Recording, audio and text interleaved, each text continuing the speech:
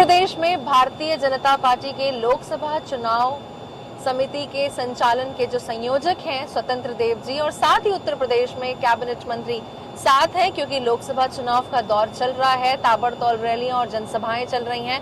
ऐसे में भारतीय जनता पार्टी ने स्वतंत्र देव जी को स्टार प्रचारक भी बनाया है और आपको बताते चले कि लगभग 1.5 दर्जन से भी ज्यादा जनसभाएं कर चुके हैं और आज भी दौरा है। एक दिन आज हम यानी कि इंडिया न्यूज उनके साथ रहेगा और देखेगा कि किस तरीके से धुआंधार बैटिंग कर रहे हैं भारतीय जनता पार्टी के लिए स्वतंत्र देव जी।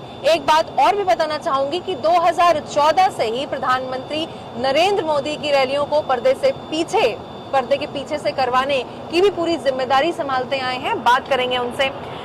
सर, एक रूटीन आपका इन दिनों काफी टाइट है, क्योंकि लोकसभा ऑलरेडी 4 चरण गुजर चुके हैं, 5वां चरण 20 मई को होना है। धुआंधार रैलियां चल रही हैं, जनसभाएं चल रही हैं, किस तरीके से देख रहे हैं, कैसा रिस्पांस मिल रहा है जगह जगह जनता से आपको? देखिए, राजनीतिक परिदृश्य के रूप में समाज के जो सभी वर्गों के लोग हैं, आदरणीय मोदी जी की लोकप्रियता के कारण और उनके काम के कारण और उनका परिश्रम की पराकाष्ठा को देखकर भारतीय जनता पार्टी के प्रति लोगों का आशीर्वाद भी रहता है, स्नेह भी रहता है और वो कमल को चुनाव चिन्ह मानकर वोट भी देते हैं। कारण क्या है कि भारतीय जनता पार्टी की सरकार आती है, आदरणीय नरेंद्र मोदी देश के प्रधानमंत्री बनेंगे तो गरीबों की खुशियां यानी एक तरह कहा जाए कि उनकी जो आर्थिक स्थिति है उनको मजबूत,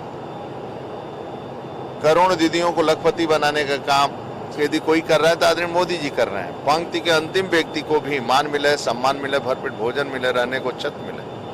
तो आज सभी आवश्यकता की पूर्ति जो एक गरीब को आवश्यकता है, पंक्ति के अंतिम व्यक्ति को, उनको सभी आवश्यकता की पूर्ति कोई कर रहा है तो आदरणीय नरेंद्र मोदी जी कर रहे हैं। इसलिए जनता जनार्दन का आशीर्वाद उनके साथ है और हम लोग भी, सभी कार्यकर्ता भी राज्य के परिश्रम की पराकाष्ठा, जब से बीजेपी बनी है कार्यकर्ताओं के दम पर ही ये चलती पार्टी और कार्यकर्ता आधारित पार्टी है, इसलिए कार्यकर्ता परमानेंट परिश्रम करता है। चुनाव में थोड़ा ज्यादा परिश्रम करना पड़ता है, लेकिन उसकी दिनचर्या में संगठन की कार्य पद्धति और संगठन के काम, उसके दिनचर्या में नियमित बैठकें होती हैं, नियमित कार्यक्रम होते हैं, तो वह सक्रिय रहता है कार्यकर्ता।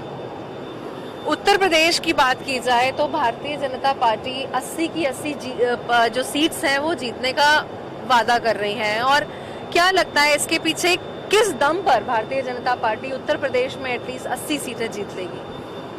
देखिए, जब जब उत्तर प्रदेश में हमारी सरकार रही है, ईमानदारी से काम लोगों ने किया, चाहे बाबू कल्याण सिंह जी रहे, चाहे माननीय राजनाथ सिंह जी रहे, चाहे रामप्रकाश गुप्ता जी रहे। आपने सपा का शासन देखा, आपने बसपा का शासन देखा। 17 के पहले क्या स्थिति थी उत्तर प्रदेश के अंदर? गुंडागर्दी था, भ्रष्टाचार था, भाई भतीजावाद था, भयंकर जातिवाद था, मुस्लिम तुष्टीकरण की राजनीति थी, तो लोगों को न्याय नहीं मिलता था और इसी राज्य के अंदर न्याय की अपेक्षा लोग करते थे, लेकिन न्याय नहीं मिलता था। आदरणीय योगी जी की सरकार आने के बाद उत्तर प्रदेश के अंदर लोगों को न्याय मिला। जातिवाद, क्षेत्रवाद, व्यक्तिवाद, परिवारवाद, वंशवाद से ऊपर उठकर सबका साथ सबका विकास, ऐसे ऐसे समाज के लोग थे जैसे मुसहर है, बनटांगिया है, थारू है, इनका पक्का मकान नहीं बना था और उस गणना के अंदर नहीं आते थे। तो प्रधानमंत्री आवास के माध्यम से और मुख्यमंत्री आवास के माध्यम से सभी गरीबों को पक्का मकान देने का काम किया किसी ने, राजस्व ग्राम में जोड़ने का काम किसी ने किया है, रेहड़ी पटरी वालों को अपने पैरों पर खड़ा करने, लाखों रेहड़ी पटरी वालों को अपने पैरों पर खड़ा हो सके और आत्मनिर्भर बन सके, इसके लिए आदरणीय मोदी जी, आदरणीय योगी जी उनको 10,000, 20,000, 50,000 तक लोन देना बिना गारंटी का और अपने पैरों पर लोगों को लेके खड़ा करा। 80 करोड़ लोगों को फ्री में भोजन देना, अन्न देना, और अभी तक चल रहा है, आगे 5 साल तक चलता रहेगा।